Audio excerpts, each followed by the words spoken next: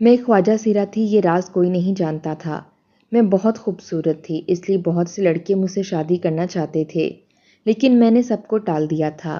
جب مجھے اسپتال میں نوکری مل گئی، وہاں بڑے ڈاکٹر بھی ہوتے تھے۔ ایک دن ایک بڑا ڈاکٹر میرے پاس آیا اور بولا، مجھ سے 2 دن کے لیے شادی کا ناٹک کر لو، بدلے میں جو مانگو گی ملے گا۔ میں مان گئی۔ وہ نکاح کر کے مجھے اسپتال کے ایک کمرے میں لے گیا۔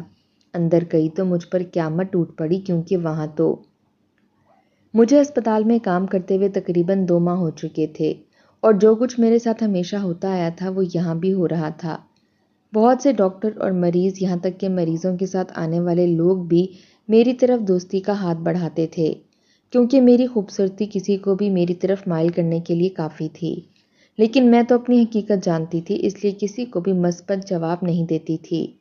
میں بہت مغرور ہستی تصور کی جاتی تھی، اور کچھ لوگ تو شاید یہ سمجھتے تھے کہ میں ایسا کر کے لوگوں میں اپنا زیادہ نام بنانا چاہتی ہوں۔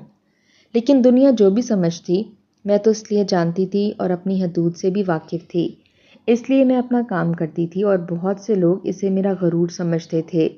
تو بہت سے سلجھے ہوئے لوگ یہ سمجھتے تھے کہ میں ایسی غلط لڑکی نہیں ہوں، اس لیے کسی کو ایسا کوئی جواب نہیں دیتی، بلکہ سب سے فاصلے پر رہتی ہوں۔ کتنے ہی لوگ تو مجھ سے سنجیدہ ہو کے شادی کرنے کو تیار ہو گئے، اور کتنوں نے تو مجھے براہ راست پرپوز بھی کر دیا تھا۔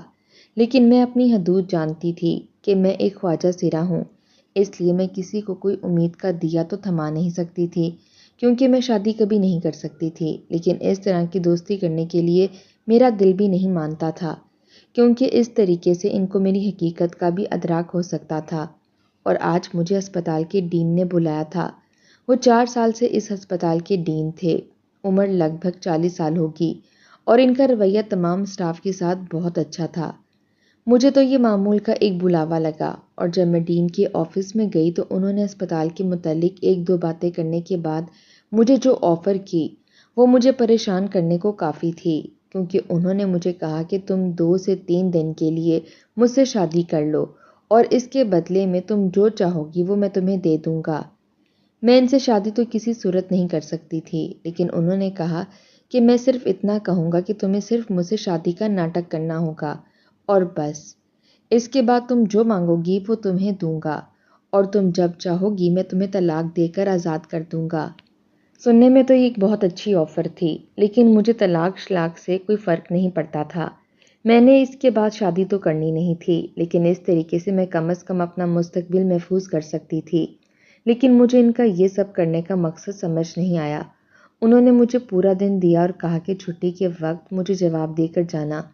میں پورا دن اسی موضوع پر سوچتی رہی اور پریشان ہوتی رہی کہ انہوں نے یہ بات صرف مجھ سے کیوں کہی۔ اتنی ساری لڑکیاں ہیں، کسی کو بھی وہ آفر کر سکتے تھے، اور یقیناً کوئی بھی ان کی آفر ایکسیپٹ کر لیتی، جو کہ 2 دن کے لیے شادی کا ناٹک کرنا تھا، اور اس کے بدلے میں جو چاہے وہ پا لینا کوئی بھی مشکل کام نہیں تھا۔ پھر میں نے تو رشتہ رکھنا نہیں، اور مجھے یہ کام کر لینا چاہیے۔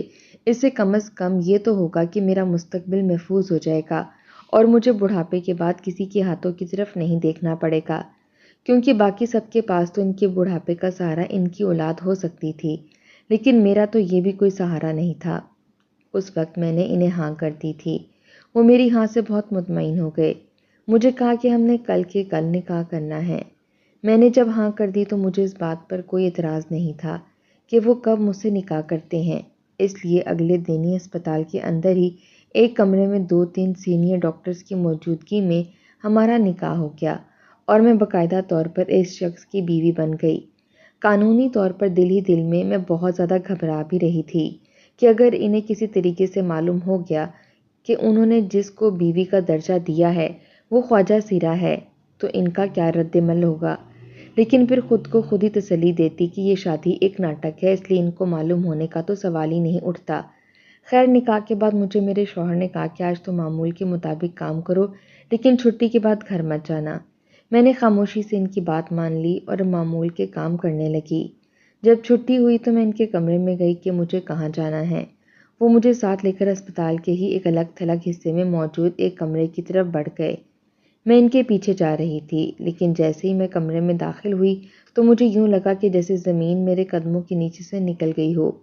میں الٹے قدموں واپس آ گئی۔ میرے شوہر نے مجھے بہت روکا، لیکن میں نے انہیں کہا کہ آپ اپنی کمٹمنٹ سے پیچھے ہٹ رہے ہیں، اور بھاگتے ہوئے وہاں سے نکل آئی، کیونکہ میں وہاں 1 منٹ بھی اور نہیں رکنا چاہتی تھی۔ اگر مجھے وہاں تھوڑی دیر بھی اور ہو جاتی تو شاید میرا سچ سب کے سامنے آ جاتا، اور مجھے یہ کسی صورت مر کر بھی قبول نہیں تھا، کیونکہ ابھی تو میری زندگی کچھ بہتری کی طرف گامزن ہوئی تھی۔ اس سے پہلے تو جو میں نے وقت گزارا تھا وہ انتہائی مشکل ترین وقت تھا، اور میں دوبارہ اس وقت میں نہیں جانا چاہتی تھی۔ میں نے فون بھی آف کر دیا تھا، اور مجھے اپنے فیصلے پر پچھتاوا ہو رہا تھا کہ میں نے لالچ میں آ کر آخر ڈین کی آفر کو قبول ہی کیسے کر لیا، اور میں اتنی پاگل کیسے ہو سکتی تھی، ان کی چکنی چپڑی باتوں میں آ گئی۔ اور میں نے کیوں نہیں سوچا کہ جب میں ان کے نکاح میں ہوں گی تو پھر شادی کا ڈھونگ کیسا، اور اگر انہوں نے ناٹک کرنا تھا تو انہیں مجھ سے باقاعدہ نکاح کرنے کی کیا ضرورت تھی؟ وہ تو ویسے بھی کسی کو پیسے دے کر 2 دن اپنے ساتھ ناٹک کرنے کو کہہ سکتے تھے، اور یہ ساری باتیں میں اس دن کیوں نہیں سوچ پائی، اور آج میں اپنے ہی فیصلے پر پچھتا رہی تھی۔ مجھے رہ کر اپنا ماضی یاد آ رہا تھا کہ جب میں پیدا ہوئی تو کہاں کس کے گھر پیدا ہوئی مجھے کچھ خبر نہیں تھی۔ میں نے ہوش سنبھالا تو خود کو ایک گھر میں ملازمہ کے روپ میں دیکھا، لیکن ان لوگوں کی کوئی اولاد نہیں تھی، اس لیے ملازمہ سے زیادہ مجھے وہ اپنی بیٹی سمجھتے تھے، اور ان لوگوں نے مجھے اچھی تعلیم دلوائی۔ لیکن جیسے جیسے میں بڑی ہوتی جا رہی تھی میرے لیے مشکلات بڑھتی جا رہی تھیں، کیونکہ مجھے بہت بچپن میں ہی احساس ہو گیا تھا کہ میں کوئی عام لڑکی نہیں ہوں، بلکہ میں خواجہ سیرا ہوں، اور یہ بات میری مالکن نے مجھے بتائی تھی، جو میرے لیے میری ماں جیسی ہی تھی۔ میرے ماں باپ کون ہیں مجھے کچھ معلوم نہیں تھا، لیکن جب میں کالج میں پہنچی تو میری خوبصورتی نے میرے لیے مشکلات پیدا کر دیں۔ ہر دوسرے دن کوئی نہ کوئی لڑکا میرے راستے میں آ جاتا تھا، کوئی دوستی کی آفر لے کر تو کوئی شادی کی آفر لے کر، لیکن میں نے کبھی کسی کو بھی کوئی خواب میں نہیں دکھایا۔ لیکن وقت نے میرے ساتھ ظلم کیا، اور میرے وہ دونوں ماں باپ جو نام کی حد تک ہی صحیح لیکن میرے لیے ایک صاحبان تھے، وہ ایک روڈ ایکسیڈنٹ میں فوت ہو گئے، اور ان کی اور کوئی اولاد تو تھی نہیں۔ انہوں نے مجھے باقاعدہ اڈاپٹ کیا نہیں تھا، اس لیے ان کی زمین جائیداد کاروبار ہر چیز پر ان کے خاندان نے قبضہ کر لیا، اور مجھے گھر سے نکال دیا گیا۔ میں ابھی کالج میں تھی اور میری پڑھائی بھی نامکمل تھی، اس لیے اس گھر سے نکلنے کے بعد میں کبھی کہاں اور کبھی کہاں دھکے کھاتی رہی۔ کتنے ہی لوگ میرے راستے میں آئے، لیکن میں کسی کو کسی طرح بھی اپنے قریب ہونے نہیں دے سکتی تھی۔ پھر میں نے مختلف کام کیے، اور بڑی مشکل سے میں نے اپنی تعلیم مکمل کی۔ میں نے ایک نرسنگ کا کورس کر لیا تھا، اور گزرتے وقت نے مجھے بہت سے لوگوں کے بہت سے چہرے دکھا دیے تھے۔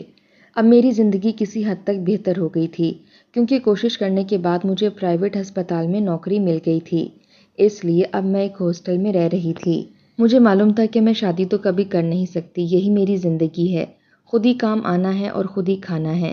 لیکن کبھی کبھار میں سوچتی تھی کہ بڑھاپے میں میرے ساتھ کیا ہوگا، اور شاید وہی بات وہی چیز تھی جس نے مجھ سے یہ غلط فیصلہ کروا لیا تھا، اور میں نے ڈین کی آفر کو ایکسیپٹ کر لیا تھا، یہ سوچ کر کے کہ میں ان سے کوئی بھی چیز اپنے نام لگوا لوں گی، اور اس طرح میری باقی کی زندگی آسانی سے گزر جائے گی۔ لیکن اب مجھے وہ فیصلہ غلط لگ رہا تھا۔ آج تک جو لوگ مجھے اپنی زندگی کا حصہ بنانا چاہتے تھے، انہیں میں ہمیشہ انکار کرتی آئی تھی، تو اب میں پیسے کی لالچ میں کیسے آ گئی؟ حالانکہ میرا حق مہر بہت زیادہ لکھا ہوا تھا، اور اس نے یہ بھی کہا تھا کہ تم جب چاہو گی میں تمہیں طلاق دے دوں گا، لیکن مجھے اس کا کوئی راستہ نظر نہیں آ رہا تھا، کیونکہ جو کچھ میں کمرے میں دیکھ چکی تھی اس کے بعد تو مجھے نہیں لگتا تھا کہ وہ مجھے طلاق دے گا۔ یہ مجھ سے شادی کرنے کا صرف ایک حربہ تھا، جسے میں بالکل سمجھ نہیں سکی۔ کچھ بھی تھا، سچ تو یہ ہے کہ میں کم عمر تھی، اور وہ ایک جہاں دیدہ انسان۔ مجھے معلوم ہو گیا تھا کہ میں جب کسی مریض یا ڈاکٹر کے قابو میں نہیں آ رہی تھی اور کسی کو گھاس نہیں ڈال رہی تھی تو اس نے مجھے یہ چارہ ڈالا تھا، اور میں خواجہ سیرا ہوتے ہوئے کسی کی بیوی بن گئی تھی۔ یہ راز تو مر کر بھی میں کسی کو بتانا نہیں چاہتی تھی، کیونکہ اس صورت میں مجھے نوکری سے ہاتھ دھونا پڑتا، اور آئندہ بھی کوئی نوکری نہیں ملتی، رہنے کا ٹھکانہ بھی چھن جاتا، کیونکہ ویسے بھی ہاسٹل میں خواجہ سیروں کو نہیں رہنے دیا جاتا۔ تو پھر کہاں جاتی؟ کیونکہ جس گھر میں میں بچپن سے پلی بڑی تھی، اس گھر سے تو مجھے نکال دیا گیا تھا، یہ کہہ کر کے کہ اس کی میں قانونی مالک نہیں۔ مجھے سمجھ نہیں آ رہی تھی کہ میں کیا کروں، اس لیے اگلے دن میں کام پر ہی نہیں گئی۔ وہ سارا دن میں کمرے میں پڑی سوچتی رہی کہ مجھے کیا کرنا چاہیے، خاموشی سے یہاں سے کہیں چلے جانا چاہیے، یا پھر ایک دفعہ اس کے سامنے جا کر اسے طلاق مانگ لینی چاہیے، یا بیٹھ کر بات کر لینی چاہیے۔ اس بندے کے سامنے جانے کی ہمت اس لیے نہیں ہو رہی تھی کہ میں اس کی قانونی اور شرعی بیوی تھی، اور کسی نہ کسی طرح یہی صحیح، لیکن وہ مجھ سے شادی کر چکا تھا اور نہ جانے وہ شادی کو کیسے نبھانا چاہتا تھا۔ لیکن یہ ہو سکتا تھا کہ میں یہاں سے کسی دوسرے شہر میں جا کر نوکری شروع کر دوں، کہ میرے پاس تعلیم بھی تھی، اور ایک دوسرے شہر میں جانا، نوکری ڈھونڈنا، پھر وہاں رہائش کا بنانا ایک مشکل کام تھا۔ اس لیے میں نے ایک ہی بات سوچی کہ ایک دفعہ جا کر اس شخص سے بات کر لینی چاہیے۔ شاید میں جو سمجھی تھی یا جو میں نے دیکھا تھا وہ غلط ہو، یا اس کا مقصد کوئی اور ہو۔ مجھے اسے شادی کرنے کا مقصد تو کم از کم معلوم کرنا ہی چاہیے تھا۔ آخر کون 2 دن کی شادی کرتا ہے اور اس کے لیے اتنی بڑی شرط قبول کرنے کو تیار ہو جاتا ہے کہ تم جو مانگو گی میں تمہیں دوں گا؟ مجھے اس سے ایک دفعہ بات تو کر لینی چاہیے، اور اگر پھر مجھے معلوم ہوا کہ اس نے دھوکے سے مجھ سے شادی کی ہے اور یہ ساری باتیں دھوکا تھیں، تو میں اسی وقت یہ شہر چھوڑ کر کہیں اور جانے کا سوچوں گی۔ مگر میں یہ بھی جانتی تھی کہ شہر چھوڑ کر جانا کوئی آسان کام نہیں تھا۔ یہاں تک پہنچنے کے لیے میں نے بہت ساری مشکلات جھیلی تھیں، اور دوبارہ سے وہی سب کچھ جھیلنا میرے لیے آسان کام نہیں تھا۔ میری جنس جو بھی تھی، لیکن میں پہلے ایک انسان تھی، اور دنیا کے لیے تو میں ایک لڑکی تھی، اور ایک اکیلی لڑکی کا اس معاشرے میں زندہ رہنا اور کام کرنا ایک مشکل کام ہے۔ اور سب سے بڑھ کر یہ بات کہ جب میں دوسرے دن ان سے ملنے گئی تو معلوم ہوا کہ وہ آج ہسپتال آئے ہی نہیں۔ اس سے مجھے تھوڑی تسلی ہو گئی۔ میں اپنا کام کرتی رہی، وقت نکال کر دوبارہ سے اس کمرے کی طرف گئی کہ اس دن تو میں ایک نظر دیکھتے ہی ڈر کر بھاگ گئی تھی۔ لیکن جب میں کمرے میں گئی تو اس کو تالا لگا ہوا تھا، اور پوچھنے پر معلوم ہوا کہ کمرہ ڈین کا ہے اور یہاں رہتے ہیں کبھی کبھار، اور جب یہاں نہیں ہوتے تو تالا لگا دیا جاتا ہے۔ اور یہ بھی ایک اہم کمرہ ہے، کیونکہ جب ان کا کوئی بہت خاص مہمان آئے تو اس کو یہاں بٹھایا جاتا ہے۔ اور اب مجھے اس بات کی تھوڑی تھوڑی سمجھ آنا شروع ہو گئی تھی۔ بہت سے سوال میرے دماغ میں تھے جن کے جواب وہ ہسپتال کا ڈین ہی دے سکتا تھا، لیکن وہ تو غائب تھا اور کسی کو کچھ معلوم نہیں تھا کہ وہ کہاں ہے۔ اور اب ہسپتال کے وہ 2 ڈاکٹر جنہوں نے ہمارے نکاح میں گواہ کے فرائض ادا کیے تھے، میں ان کے پاس گئی اور ان سے پوچھا کہ کہاں ہے وہ ڈین، اور آپ لوگوں کو کیا کہہ کر اس نے ساتھ ملایا ہے۔ انہوں نے بتایا کہ انہوں نے یہ کہا ہے کہ اس لڑکی کا کوئی نہیں ہے اور میں اس سے شادی کرنا چاہتا ہوں، اس لیے تم لوگ میرے گواہ بن جاؤ۔ اور ہم لوگ تو بس ایک نیک کام میں گواہی دے رہے ہیں، اس سے زیادہ ہمیں کچھ معلوم نہیں ہے۔ مطلب ہر کسی کو ایک نئی کہانی سنا رہا تھا وہ بندہ۔ مطلب تھا کہ کچھ تو ہے جس کو چھپا رہا ہے۔ مجھے اس نے کانٹریکٹ میرج کا کہا تو ان لوگوں کو یہ کہا کہ ہم لوگ شادی کر رہے ہیں، اور یہ کہ میرا کوئی نہیں ہے، تو پھر شادی کرنا ہی چاہتا تھا تو باقاعدہ سب کے سامنے دھوم دھام سے کرتا، لیکن ایسے چھپ چھپا کر نکاح کر دیا تھا۔ ہر بات کا، ہر سوال کا جواب اسی ڈین کے پاس تھا جو میرا شوہر بھی تھا، اس لیے خاموشی سے اپنا ٹائم پورا کر کے واپس آ گئی، کیونکہ اب میرے اندر کوئی ڈر خوف نہیں رہا تھا۔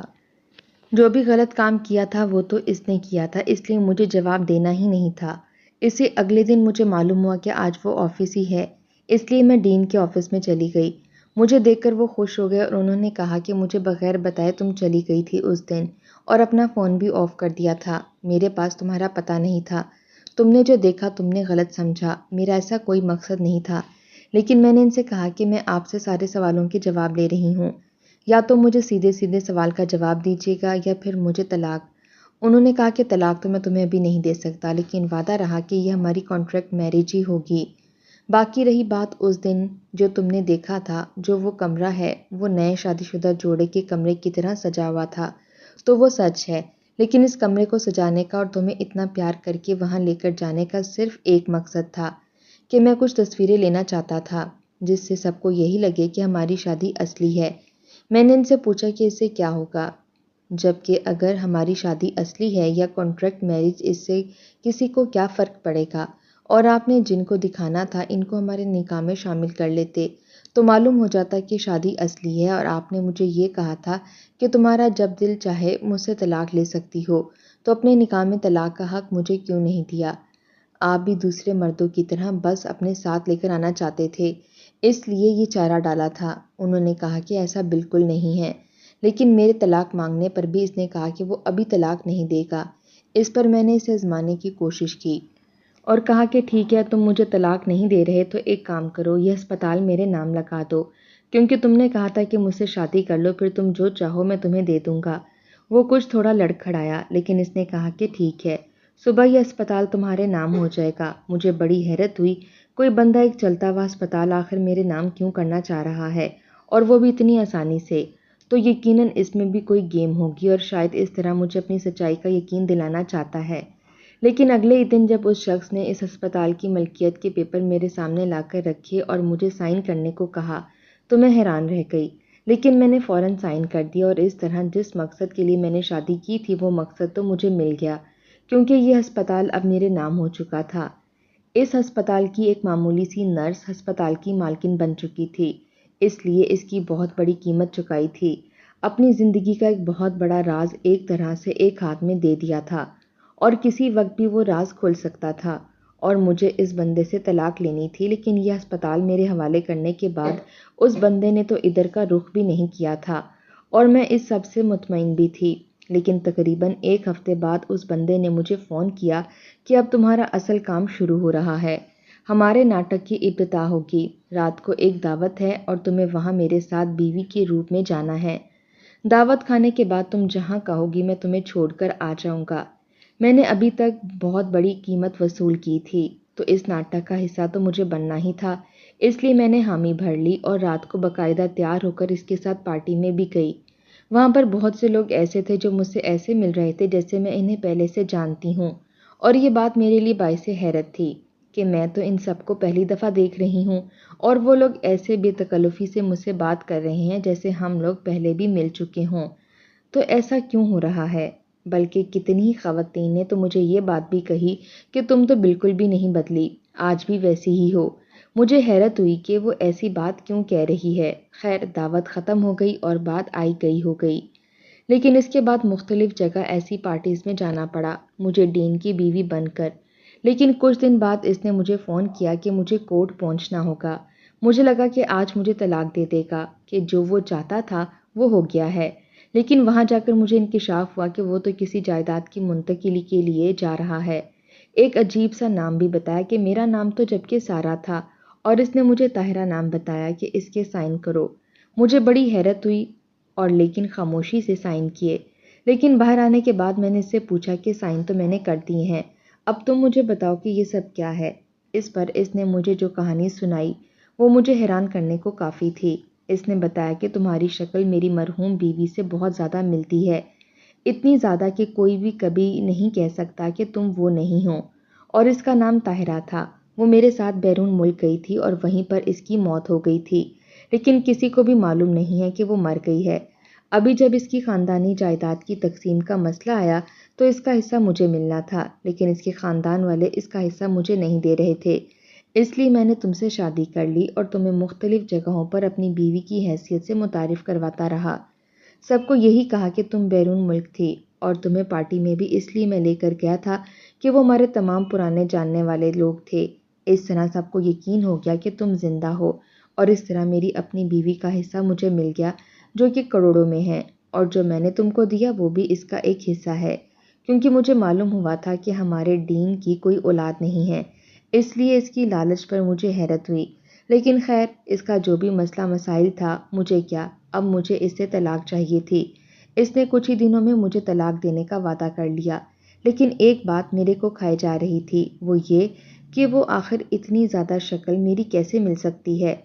کچھ نہ کچھ تو فرق ہوتا ہے، جبکہ وہ بتا رہا تھا میری اور اس کی بیوی کی شکل بالکل ایک جیسی ہے، بلکہ میں نے تو خود تصویریں بھی دیکھی تھیں، مجھے یہی لگ رہا تھا کہ میری ہی تصویر ہے، تو یہ کوئی انسیڈنس تو ہو نہیں سکتا، اس میں کوئی نہ کوئی حقیقت تو ہے۔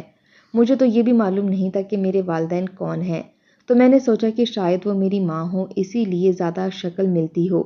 اس بات پر جس دن اس نے مجھے طلاق دی، میں نے چپکے سے اس کے کچھ بال لے لیے، اور کیونکہ میں خود ہسپتال میں ہوتی تھی اس لیے یہ ڈی این اے ٹیسٹ کروانا کوئی مشکل کام نہیں تھا، اور رپورٹ نے بتایا کہ وہ شخص حقیقتاً ہی میرا باپ ہے، اور شاید میں خواجہ سرا تھی، اس لیے میری ماں نے مجھے اپنے پاس نہیں رکھا تھا، اور جب میں اس کے پاس گئی جو میرا باپ تھا تو وہ خود حیران ہو گیا، اور اس نے بتایا کہ ایک دفعہ میری اولاد ہوئی تھی، لیکن اس وقت میں ملک سے باہر تھا۔ بعد میں تمہاری ماں نے بتایا تھا کہ میری بیٹی پیدا ہوئی تھی اور وہ مر گئی ہے، شاید میری ماں نے خواجہ سرا ہونے کی وجہ سے مجھے اپنے سے الگ کر دیا تھا اور اب مجھے اپنا سچ اپنے باپ کو تو کم از کم بتانا ہی تھا۔